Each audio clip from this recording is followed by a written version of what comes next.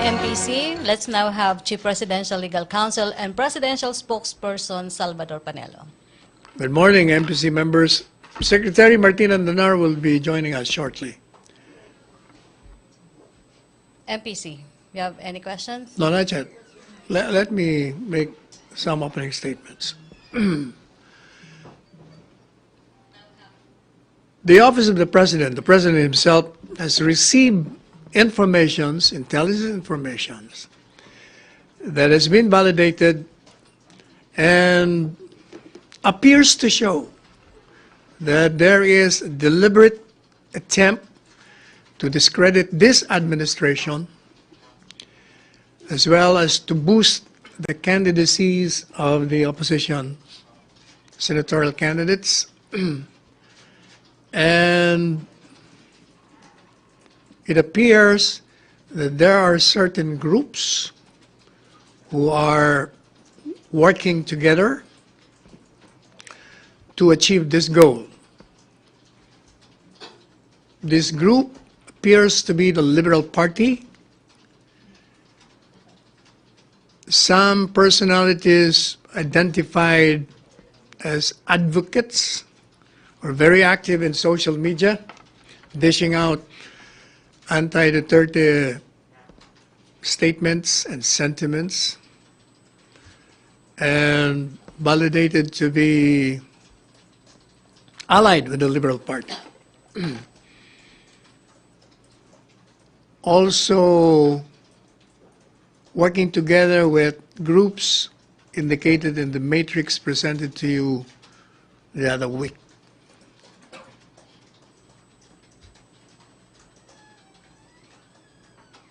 That's it. MPC, may tanong. Maricel Halili. Hi, sir. Good morning. Sir, you mentioned na related din siya dun sa matrix presented the other week, meaning related siya kay Bicoy. Yes. But kanina, sir, sa press conference ni Senator Tito Soto, sinasabi niya na itong certain Bicoy na to is the same person na nag-a-accuse kay former President Noynoy Aquino to be involved in drugs. So paano natin tatahiin yun if he was also accusing Noynoy Aquino?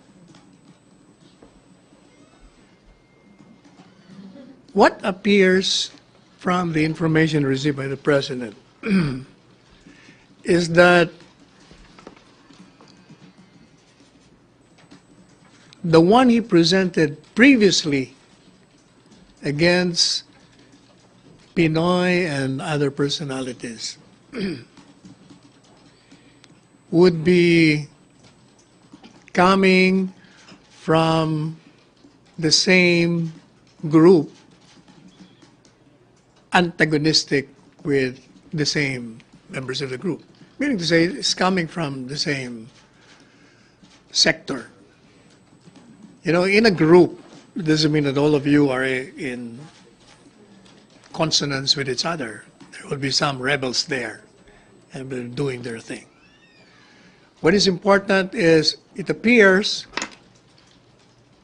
that I will show you some diagrams handed to me by the Office of the President. Can you?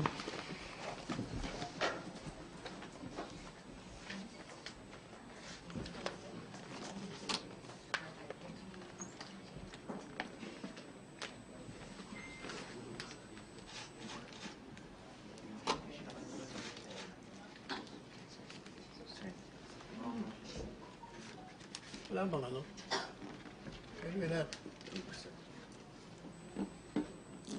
Wala ba sa matrix? Baka nasa matrix na yun. Baka nasa PowerPoint na yun. Nasa PowerPoint ito supposed to be.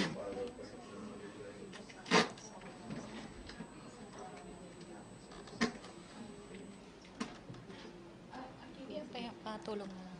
Sir, ready na daw po yung PowerPoint. Ha? Ready na daw po yung PowerPoint. Kaya nga, hindi, pero ito muna. Ano yung ito para may gano'n? Para may...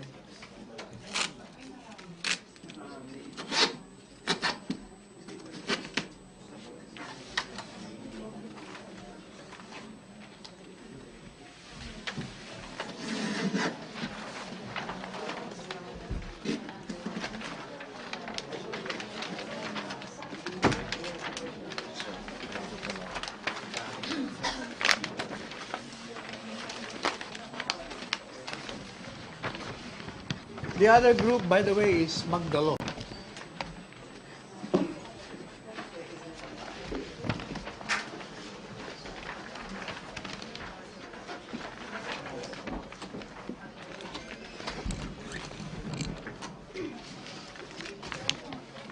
Saan si Martin? Sir, Sek, clarification. halika na. Secretary Sek, Martin. Sek Martin, please come over. No, halika na.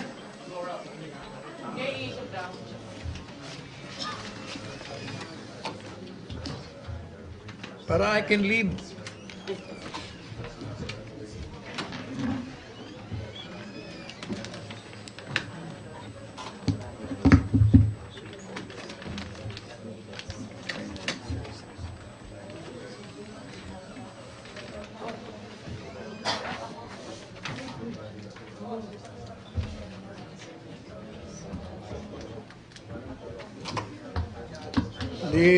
The John Lloyd of Malacanang is here.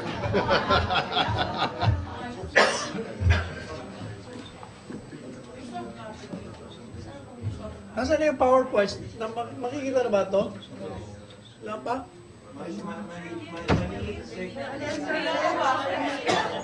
Kunan nyo. Kunan nyo na lang ng picture. Hindi mo pwede mailabas naman. Meron PowerPoint. Ay, nasaan? They're waiting for your cue. Hindi, sinabihan ko na nga kung pwedeng ilabas na ito in this particular para makita nyo. Pero siguro mas malaki ito. Sabihan. Okay, Maricel. PowerPoint.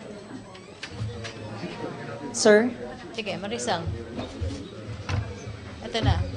O, tanong na, Ayan. tanong na. Sir, Maricel. just a clarification. Opo. You mentioned na yung mga rebels doon sa loob ng Liberal Party, yung possible people behind sa Yung paninira. nauna, baka sila rin yun. Yung mga kontra kay Pinoy, kontra kay Dilima, same group. So are But, you...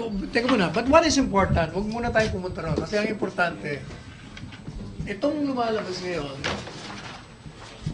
what is important now is it appears from this diagram that the Liberal Party, the Magdalo, and other groups indicated in the matrix are working hand in hand. Why do we say this?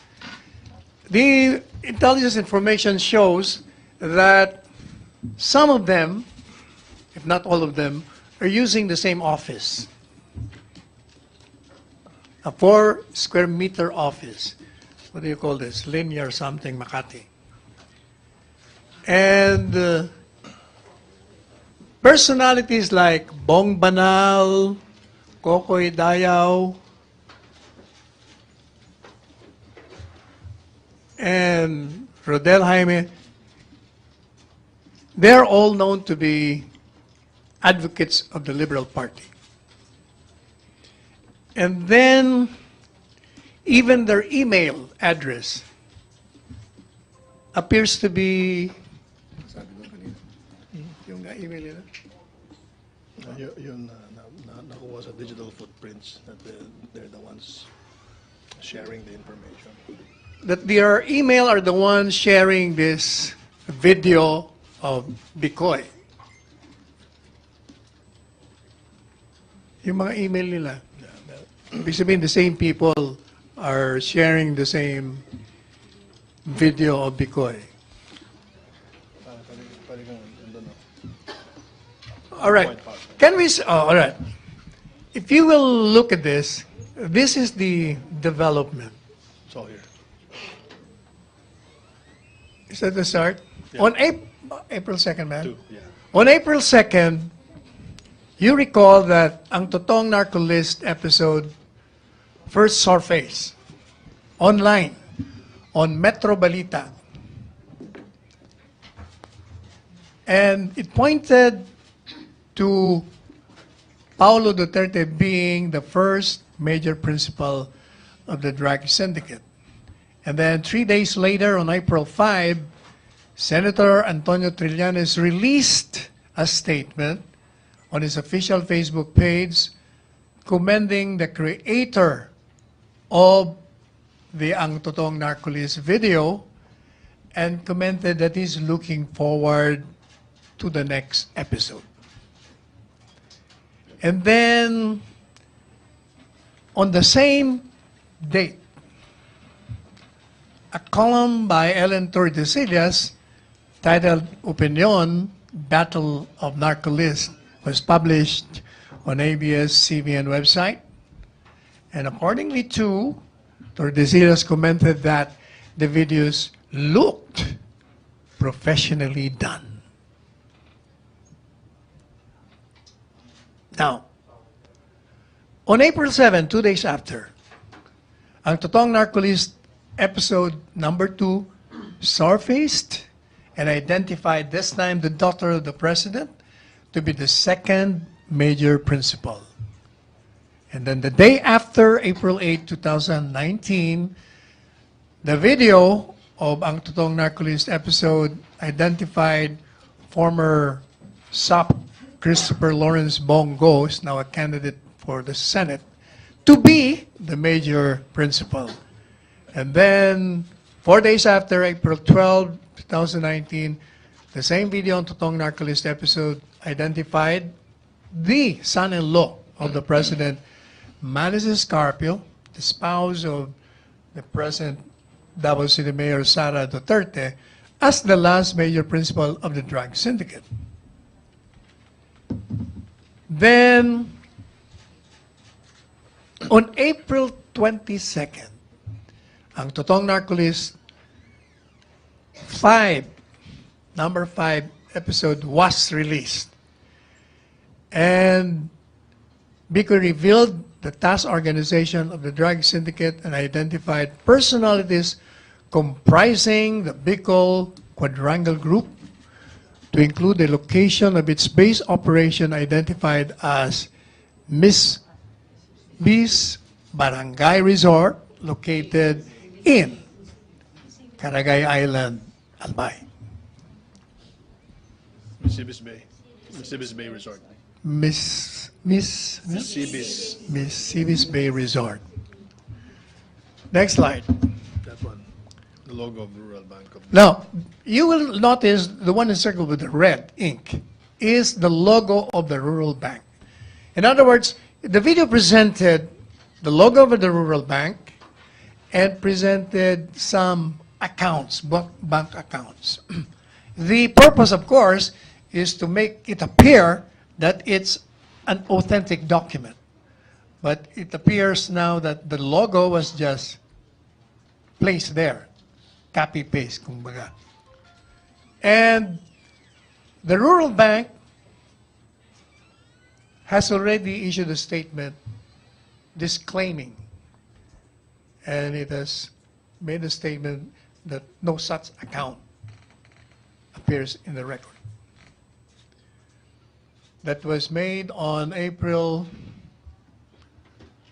what's that? 23. The Rural Bank of Guinamatan Albay released its official statement denying the company's involvement in the fund transactions of personalities identified in the video. Next slide, please.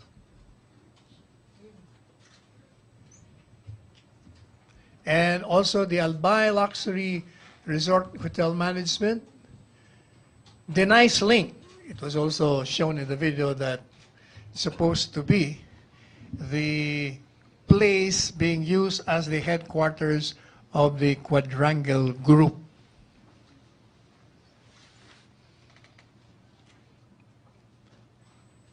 And before that, you remember that Bongo showed his back to dispute the allegation in the video that he has a tattoo in his back, the dragon sign. In fact, he did it twice, disputing again the allegation made in the video. Now, there has been an analysis made, and it appears now that there is multi-nodal relationships of these different vectors from Ellen Tordesillas, particularly on her online activities. The activities revealed a very active collaboration between the group of Edwin Lacerda, who is identified with the Liberal Party, Kokoy Dayao, Joma Sison, Antonio Trillanes, Rodel Jaime, Bong Banal, Aman Ponteos, and other Liberal Party groups and supporters.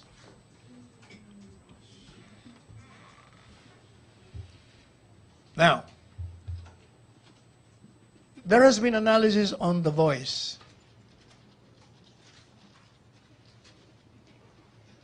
You recall that in the ang Totoong Narco List, there was a narrator. May narrator doon before the voice of that decoy. And initial voice recognition through oral spectral process was conducted based on the known and unknown voices of the different targets to harmonize the fundamental auditory frequencies of the following suspected personalities, namely Bong Banal and Rodel Jaime. Now, it appears now in the video that it was Bong Banal who was the narrator. And Bong Banal is supposed to be kind of expert in basta tungkol sa mga IT. sa mga IT and a known advocate of the Liberal Party.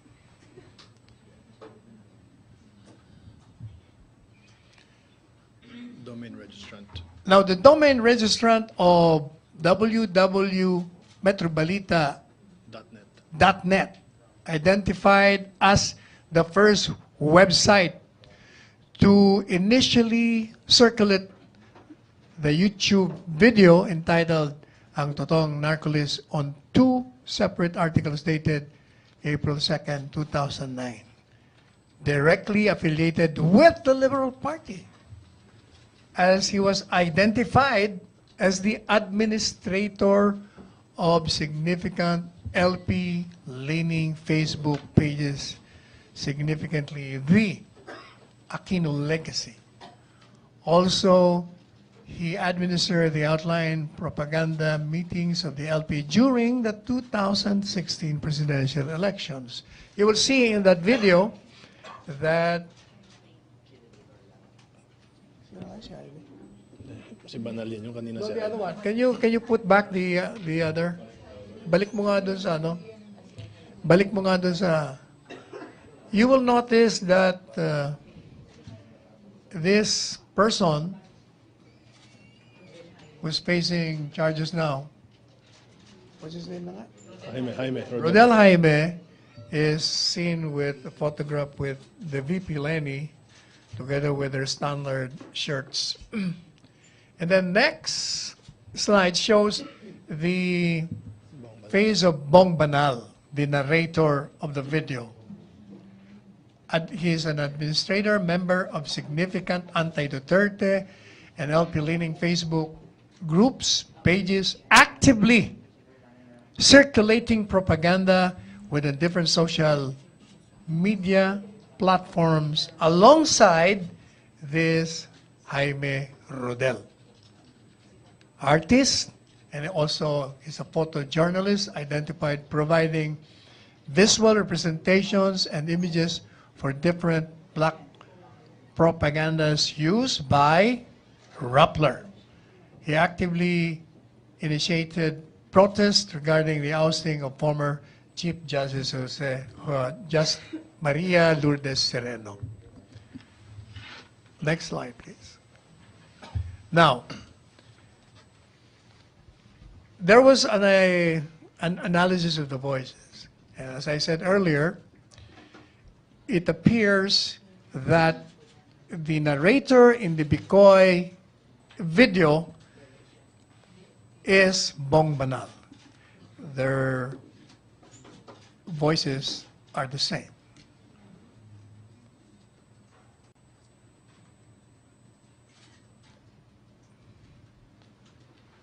Said recording voice was found to have similar pitch spectral frequency with Bong Banal. Next slide, please.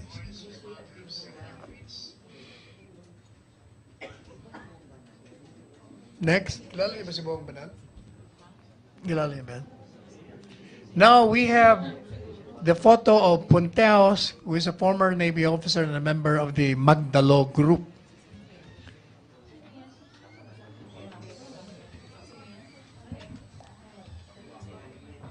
Rodel Jaime, shown in the photo, is connected with Toolkit Incorporated as a freelance programmer, and he is a well-known supporter of the Liberal Party and was found to be the web administrator of Metro Balita, wherein the TOTOONG NARCO LIST first surfaced.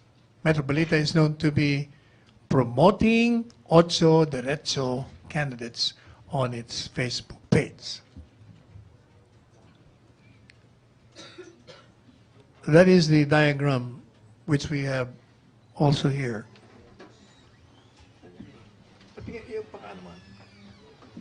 Marami kasi ito eh.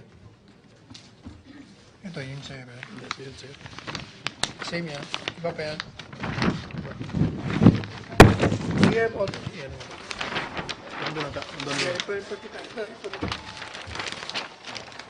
This is another diagram where you will, it's seen that the links between the National Union of Journalists, Alejano, Hilbay, the Liberal Party, Rodel Jaime, Trillanes,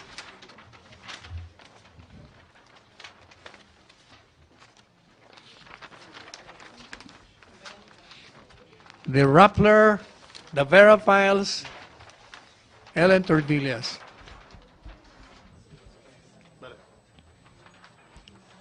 In other words, it is obvious that these groups have linked together to discredit the Duterte administration and to boost the candidacies of the Ocho Derecho senatorial candidates. Now, after the release of the matrix linkages between Bicoy and Ellen Tordesillas to the public, the website, look at this, because if they're not hiding anything, the website of Metro Balita was permanently shut down by its administrator. Likewise, most recent posts of Metro Balita Facebook page pertaining to Bicoy videos were immediately deleted by the administrator.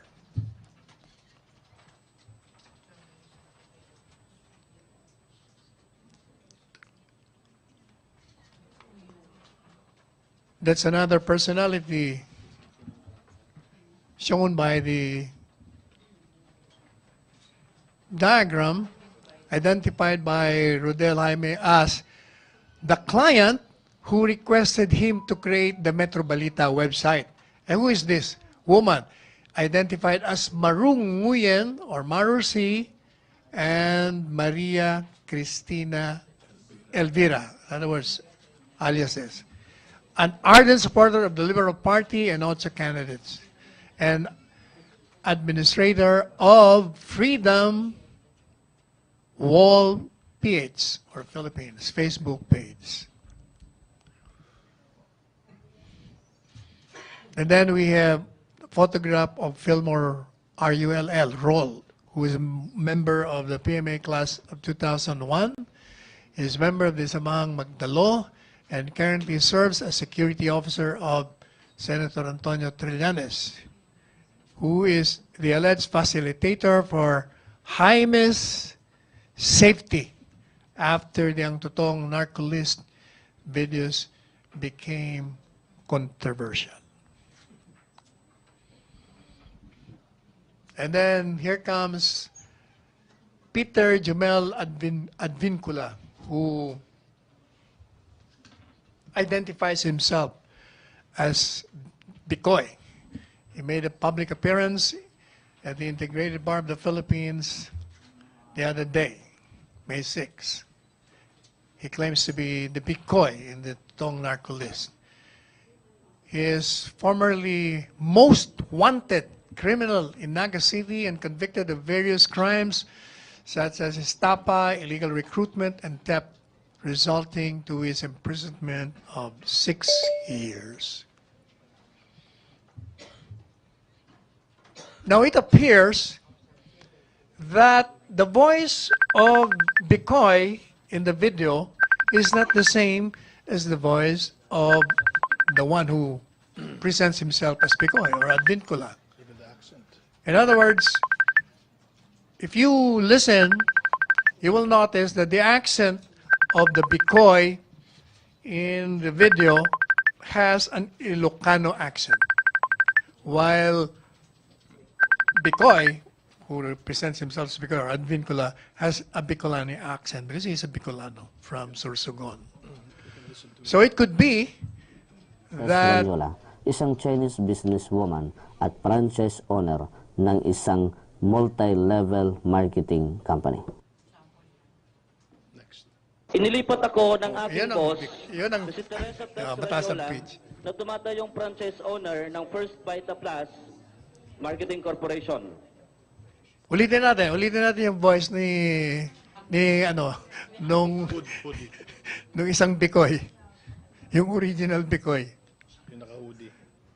Yung naka-hood. Si Teresa Ranyola, isang Chinese businesswoman at franchise owner ng isang multi-level marketing company.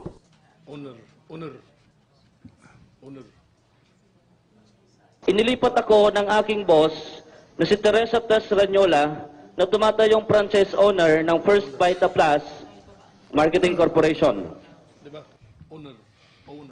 In other words, it could be that this Bicoy who presents himself to be Bicoy was there while the other Bicoy was the one presenting himself as Bicoy in the video. Now we have another personality, Jerry May Maghinay, who is the registered owner of Now You Know website. She's responsible for the uploading of videos of Eduardo Asierto on 25 March, 7 April, and May 5, 2019.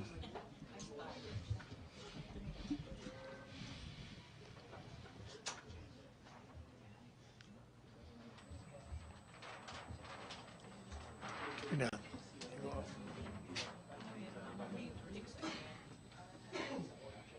Para mas malapit. Mas malapit. Ito ka. Ito.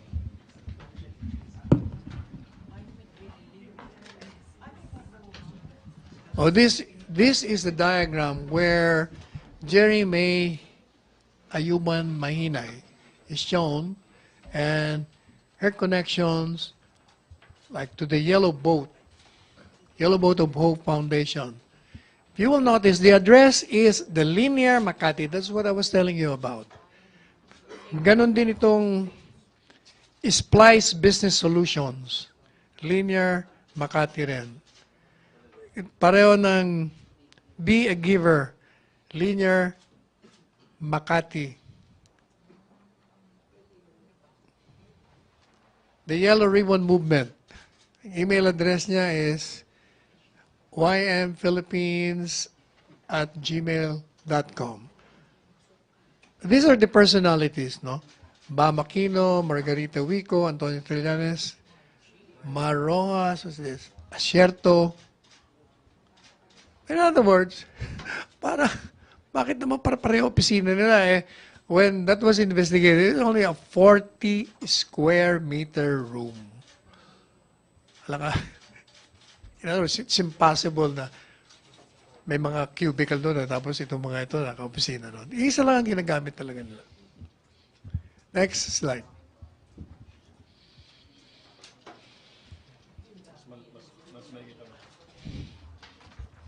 O, ito na yung mga connection nila. Dapat meron kayong picture nito. Soft copy. USB. Yung Sige, bigyan na lang kayo mamaya. yung PowerPoint. So anyway, I-shortcut na natin. Yun ang pinaka-punto. So, any question? Rose Nominario. Hi, sir. So, ang ibig niyo sabihin, itong si Advin Kula, posibleng pakawala para guluhin yung ginagawang investigasyon ng NBI at ng PNP na tumutumbok dun sa sinasabi niyo mga personalities?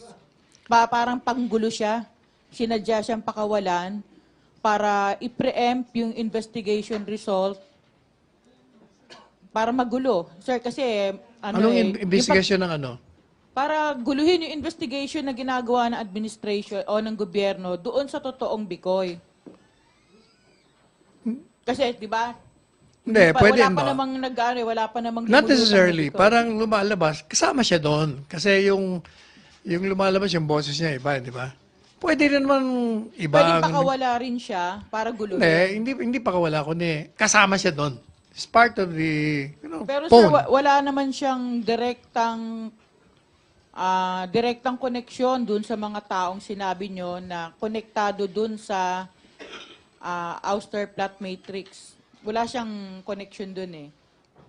Di ba parang tumayo lang siyang solo? Oh, pero nung lumabas yun napunta na, di ba, yung sa Yung Matrix. attention nga sir, parang na-divert. Oh. Parang panggulo nga, panggulo. Hindi panggulo, kasi siya parang naging source. Di ba Kasi kung sabi nyo sir, fake eh. Hindi naman pala siya yung bikoy eh. Hindi. Fake in the sense na yun ang pinipresent niya. But pwede rin naman na silang dalawa nandun habang binivideo yun. Ginamit. Pero kasi sir, sa Matrix, nyo, wala siyang connection eh.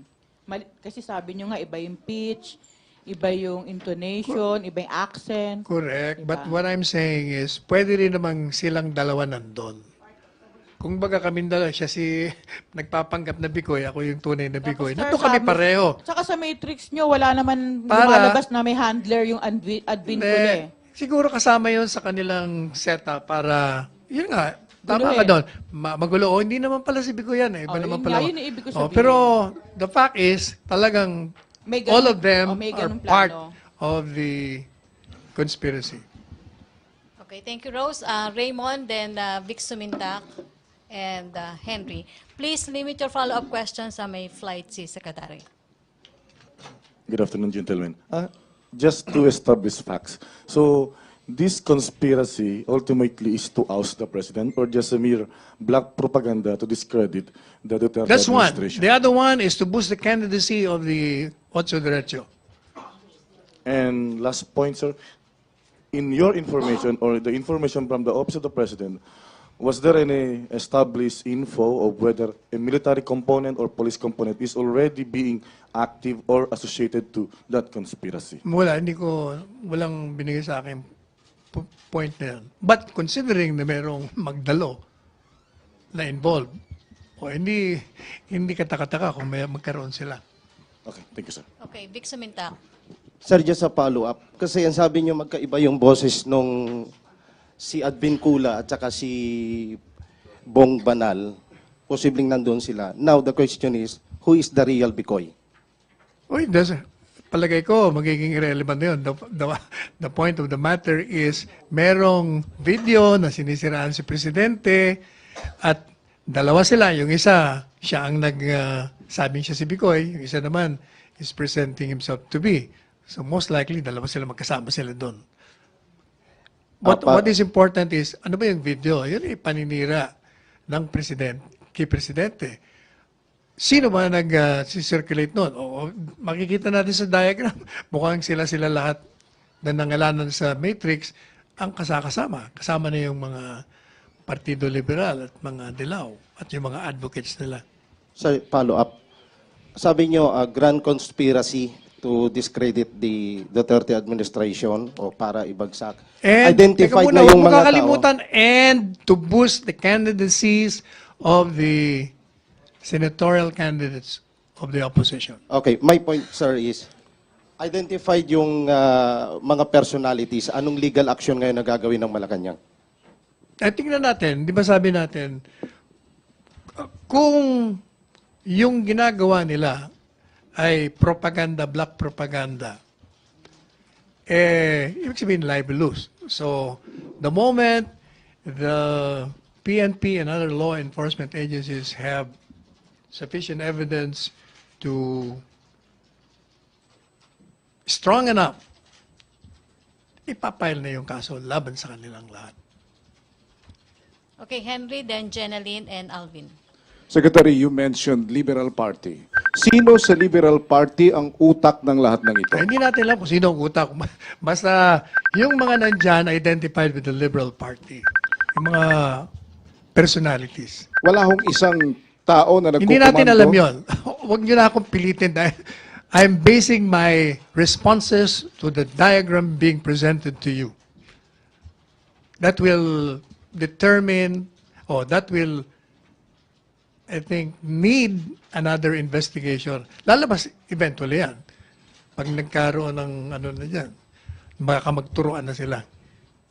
Alright. Ano po ang pahayag o reaksyon ng presidente nung makita o mabasa niya yan o Ito na nga mapasa yung, kanya yan? ito na nga yung reaction niya. Gusto niyang isa publiko yung tinanggap niyang impormasyon. Alright. Galit siya. Hindi ko alam kung galit siya o natutuwa siya. What is important is I've been instructed to present this and it's coming from him. Alright, thank you. Okay, a friendly reminder, limit your follow-up. May flight si Secretary Jeneline, then Alvin Kaming dalawa and ni Ace. Martin Andanar ang in-instruct ni Presidente na i-present sa inyo. Good afternoon, sir. Sir, may we know where did the President get the information, the intelligence information? Alam mo naman, Presidente yun. So many sources. You'll have to ask him himself. Local ba, sir? Local No, that's why you'll have to ask him himself. Kasi sabi niya, pag may tanong sila, tanongin ako.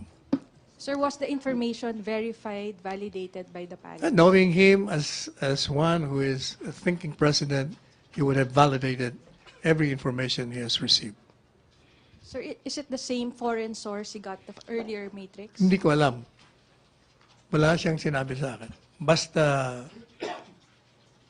it was shared to him, he validated it, and he wants the public to know about it. Okay, Alvin, then Joyce. Secretary Panelo, Secretary Martin Andanar, good afternoon. So, sir, after this revelation, what would be Malacanang's move? And as a lawyer, sir, what cases could possibly be charged against those who are involved in the We will conspiracy? let the Department of Justice, since that is a STIRP, Secretary Maynard, to do the job. So what's the next step on the part of Eh di Palace? pag-aaralan nila Secretary Maynard kung anong magandang demanda against them. Pero sa Palasyo, sir, anong Ayun next yun. move natin? Ayan, Secretary. Sino ba Secretary Guevara? Di part of the palace. Yun na yun. Thank you, sir. Okay, Joyce and then Ace. Sir, all these information, lahat ba ito na-discuss sa command conference? Doon ba nanggaling itong matrix and other information from the President? How's that? Was it discussed during the command conference last night, sir? All of this? I was not there. Were you there? We were not there. So, yung diagram po ba, all the intelligence information? We were not there, so I don't know. I have no personal knowledge. Yung intel information po ba, did it came from local sources, sir? From example, PNP? I already answered that. I said I PNP? don't know. Sir, meron bang specific directives si President to conduct an investigation and eventually file cases? May directive specific si President? Wala siyang sinabi. Basta ang instruction sabi ni Sec Martin is to present this to the public. And then bahala na po ang DOJ. Maybe you should wait for his speech this afternoon or tonight because he will be touching on this, the same subject matter. Sir, nabanggit nyo, another investigation will be put up again? Which one? Nabanggit nyo, sir, kanina. Na? Another investigation? And sabi ko, bahala na sila Secretary Maynard kung anong klaseng kaso ipapile nila. So, as of this moment, sir, wala pang immediate filing of cases against these personalities? Not yet? You can ask Secretary Maynard. He's in charge. Okay, thank you, Ace. And Also, then, I will beg to leave. I will give it to the John Light of Malacanang to respond. Oh, hindi, pero... Sir, Akit muna. Last two questions. sir, have you identified the personalities who financed these operations. Ay, hindi natin alam kung sino nagpipinansa ngayon. Sir, at this point in time, can we say that any alleged move to destabilize this administration has been stopped or quelled? Well, hopefully by revealing it to the public, we are preempting their move. But we want to let the public know that their intention is not only to discredit this administration, leading to its ouster, and to boost the candidacies of the senatorial candidates. Okay, Thank you, ladies and gentlemen. Sir, si Ace. Ace. Ace. You mentioned about the groups dishing out anti-Duterte sentiments or views and yung spreading it sa social media. Paano natin ngayon i-differentiate yung legitimate dissent as against yung mga plot to destabilize or to discredit the admin? Because protected by freedom of speech yung mga... The difference is that yung mga nabanggit ko, sila ang may linkages dun sa mga responsible for this black propaganda. So, ibig sabihin, hindi na sila legit. Sinamahan na nila ng kalokohan. So, ibig sabihin, hindi ito crackdown ng free speech? Oh, definitely no. It can never be a crackdown. This government cannot crack down on those who are practicing the freedom of expression and of speech. Sir, last Definitely. Last to Celerina, and Day muna Bye. and Celerina. Day Alves, and then Celerina. Okay. Sir, sino po yung gumawa ng matrix? At saka sino yung nag-compare ng Ay, hindi ko audio alam. recordings? It was handed to me By Attorney Jenny Ong of Malacanang Palace. Sir, who compared the audio recordings? What do you mean? Yung ano, hindi sir? ko alam yan. Basta present lang sa amin. Binigay lang. Okay, last na si Celerina. Sir, good afternoon. So you have mentioned na apparently there's no sufficient evidence yet to pin down these people. Wala akong sinabing no sufficient evidence. I said Secretary Maynard should determine that. Pero offhand, do you see any sufficient evidence? I will not to- preempt Secretary Maynard. He is a lawyer himself. Kasi sir, parang lumalabas na propaganda war on both sides. No, it's not pa- propaganda. It's propaganda of these people mentioned or shown in the diagram against this administration and to boost the candidacies of the Ocho Derecho. So the administration is not also engaged in that propaganda. But definitely, we are revealing the black propaganda against the administration.